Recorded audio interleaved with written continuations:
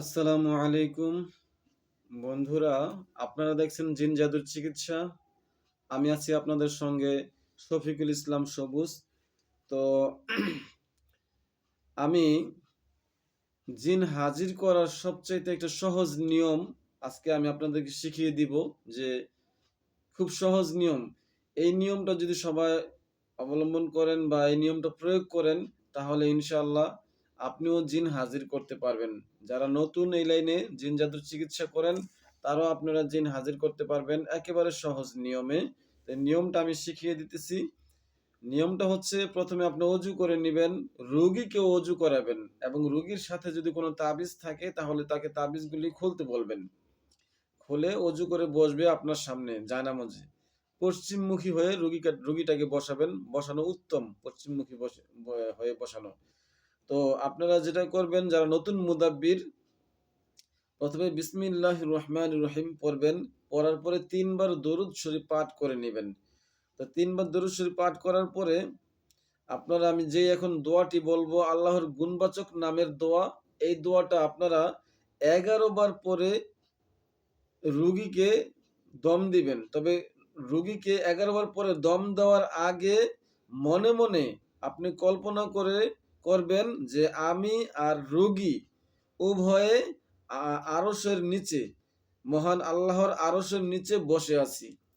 তো প্রত্যেকটা মুদাব্বির আপনারা খেয়াল করে শুনেন, যে আপনি যখন আমি দোয়াটা 11 বার পড়বেন, পড়ার পরে বা পড়ার আগেই নিয়ত করতে পারেন, যেমন আমি এবং রোগী মহান আল্লাহর আরশের নিচে বসে আছি। তারপরে আপনারা 3 বার দরুদ শরীফ পড়ে বিসমিল্লাহ শহীদ পড়বেন দোয়াটি।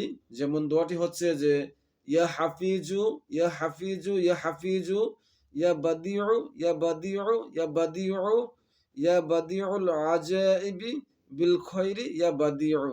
আমি আবারও বলে দিচ্ছি, আপনারা কাগজ কলম নিয়ে এই দোয়াটাকে নোট করেন, তাহলে দেখবেন যে খুব সহজে একটা জিন হাজির করার নিয়ম শিখতে পারবেন। তো বিসমিল্লাহির রহমানির রহিম আগে 3 বার দরুদ শরীফ পড়ে নিয়ে পড়বেন, ইয়া হাফিজু ইয়া হাফিজু ইয়া হাফিজু ইয়া বাদিউ ইয়া বাদিউ ইয়া বাদিউ ইয়া বাদিউল আজাইবি বিল খৈরি ইয়া বাদিউ। তো এই দোয়াটি আপনারা 11 বার পরে রোগীর মুখে, মানে চেহারায় ফু দিবেন। এইভাবে বেশি না, 3 বার করেন অথবা 7 বার করেন। দেখবেন যে আমার জানার মধ্যে 3 বার করলেই এই রুগীর উপর জিন হাজির হয়ে যাবে। যদি রুগী জিনগ্রস্ত হয়, তাহলে জিন হাজির হয়ে যাবে ইনশাআল্লাহ। তো এই খুব সহজ একটা নিয়ম দিলাম আপনাদেরকে জিন হাজির করার। যাদের কাছে আমার এই ভিডিওটা ভালো লাগছে বা দেখার পরে, তারা আমার ভিডিওটি একটি লাইক দিবেন এবং চ্যানেলটি সাবস্ক্রাইব করবেন। পাশে থাকা বেল আইকনটি টিক মার্ক করে দিবেন। তো আরেকটি কথা, আমার এই ভিডিও যারা প্রতিনিয়ত দেখেন তাদেরকে আমার পক্ষ থেকে অভিনন্দন, এবং যারা তদবির শিখতে চান, বইগুলি সংগ্রহ করে অথবা বইয়ের ফটোকপিগুলি সংগ্রহ করে অথবা আমার সাথে সরাসরি ফোনে কথা বলে আপনারা 7 দিনের অথবা 10 দিনের একটা কোর্স কমপ্লিট করতে পারেন। অল্প কিছু হাদিয়ার বিনিময়ে একটা কোর্স কমপ্লিট করতে পারেন। তো কোর্স কমপ্লিট করলে কি হবে, আমি 2টা অপশনের কথা বলবো। যারা আমার কিতাবগুলি নেবেন, ফটোকপি নেবেন, তাদের প্রতি আমার কিছুটা হইলেও মায়া, ভালোবাসা বা আন্তরিকতা থাকবো, হ্যাঁ, সব সময়ের জন্য।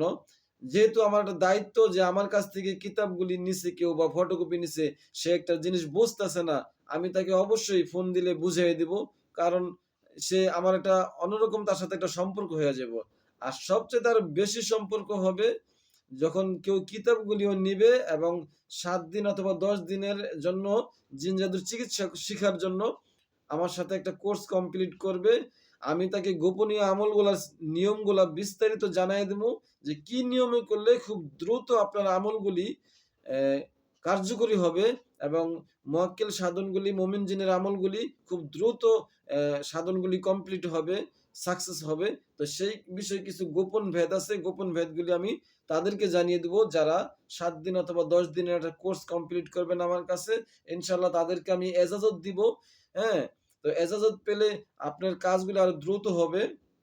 কারণ ওস্তাদের এজাজতটা অনেক বড় মাপের একটা মূল্যবান জিনিস। যদি ওস্তাদ আপনাকে দোয়া করে দেয়, এজাজত দেয়, অনুমতি দেয় কাজ করার, তাহলে দেখবেন যে এটাও একটা এক ধরনের অ্যা তদবির জগতের পাওয়ার, যা আপনার মধ্যে চলে আসবে। আর যদি মনে করেন যে না আমি একা একাই সবকিছু শিখবো, একা একাই করবো, হ্যাঁ করেন সমস্যা নাই, আপত্তি নাই, করতে পারেন। তো আপনি একা একা করে যদিও কাজের মধ্যে সফলতা পান বা কাজ করে সাকসেস হতে পারেন, আপনি হন, আমাদের কোনো আপত্তি নাই। তবে একটা জিনিস হচ্ছে যে, আপনি বইয়ের ভাষাগুলি সবাই হয়তো আ বোঝে না বা নিয়মটা সহজ মনে হয় না। তো এই কিছু নিয়ম আছে, যে নিয়মটা মনে করেন আমি যখন কিতাবগুলি সংগ্রহ করেছি, হ্যাঁ? তখন আমি কিতাবের কিছু জিনিস নিয়মটা আমি মাথায় একটু সন্দেহ থাকতো, বুঝতাম না। তখন যার কাছ থেকে সংগ্রহ করছি তার কাছে ফোন করছি। সে আমাকে ইজি করে সবকিছু বলে দিছে। খুব সহজ নিয়মে বলে দিছে। এইজন্যই বলে দিছে, সে তো তার কাছ থেকে কিতাব আনছে। তারও তো একটা দায়িত্ব আছে যে আমার কিতাবগুলি আমি লিখছি। তো এই লোকটা বুঝতাছে না, আমার কাছ থেকে কিতাব নিছে। আমি তাকে নিয়মটা ভালো করে বুঝাই দিই। তো আমাকে বুঝাই দিত। তো এই যে একটা সুযোগ সুবিধার স্যাক্রিফাইস, এই স্যাক্রিফাইসটা কি সবাই করব? করব না। আজকে আমার কাছে আপনি কোর্স করলেন না বা কোনো কিতাব ফটোকপি বা কিতাবগুলি নিলেন না। কিন্তু আপনি আমাকে এই একটা আমল জানার জন্য, একটা বিষয় জানার জন্য আমাকে ফোন দিলেন। আ হু এ ওস্তাদ বা হুজুর বা অথবা ভাই আপনি আমার এই নিয়মটা একটু বলে দেন না, এই নিয়মটা কেমনে করলে ভালো হয়? আমি কি তখন বলতে চাইবো? আপনারাই বলেন।